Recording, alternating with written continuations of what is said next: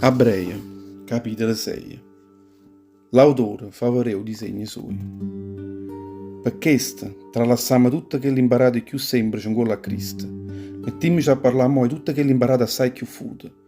Non diremmo nessuna intenzione per la nata volta tutto che l'imparato che sopperamo della fede nostra. Voglio dire che l'obbligo che tenim è che la vita nostra, a rasanna già rinda tutta l'opera morta. E che la fede che vi mantenere rinda a Dio. E che la dottrina in coppa battesima, e che la consacrazione, le private, per mezzo delle mani nostre, e che la resurrezione rinde ai morti il giudizio eterno. Facimmo mo un passo annanzi, e se questo volere Dio, facimmo così. Tutti quelli mo che sono caduti nata volta rindo peccato, non possono più cagnare la vita a loro, e non possono essere buttati nata volta. Tutti questi già una volta hanno avuto la luce di Dio, hanno assaggiato il reale che teneva cielo, hanno avuto lo Spirito Santo, hanno assaggiato che la parola buona è Dio e tutte quelle meraviglie della vita futura.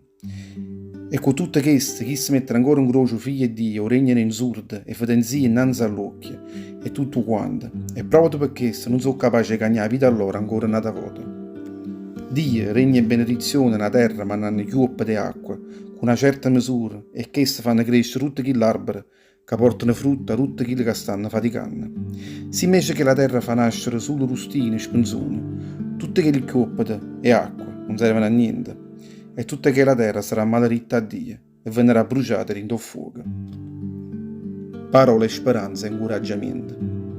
Con tutte queste, frati miei assai care, pure se noi parliamo così, siamo sicuri che voi siete in coppa la via buona, che è la che porta in da salvezza, perché Dio non è un Dio infame. Dio non si scorda di tutte quelle che voi avete fatto e tutto quell'amore che avete dimostrato per essa. Quando avete dato una mano a tutti i frati nostri in da fede, come state facendo mo. Vogliamo invece che ognuno di voi si comportasse così in fine, perché solo così la speranza vostra si potrà compiere. Non diventate poltrone, mettete invece sempre in pratica l'esempio di tutte quelle che la fede e che la costanza stanno avendo a Dio, tutte quelle che essa ha promesso. Quando Dio facette quella promessa a Abramo, facette pure un giuramento. E proprio perché non teneva nessuno che stava in coppa a essa, giurò in quella essa stessa ricetta.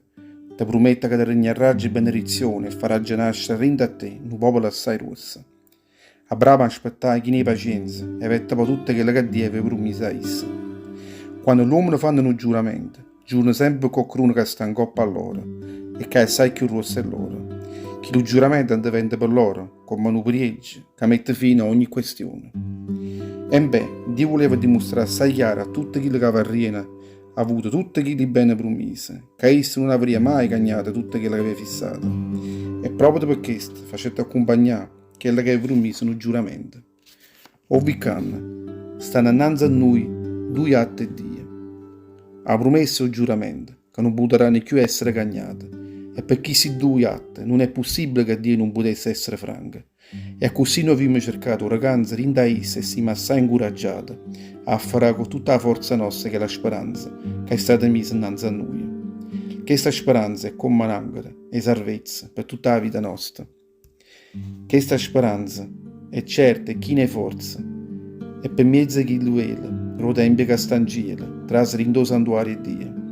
L'hanno trasuto Gesù prima noi, per noi, perché è diventato sommo sacerdote per sempre, proprio come a Melchidesec.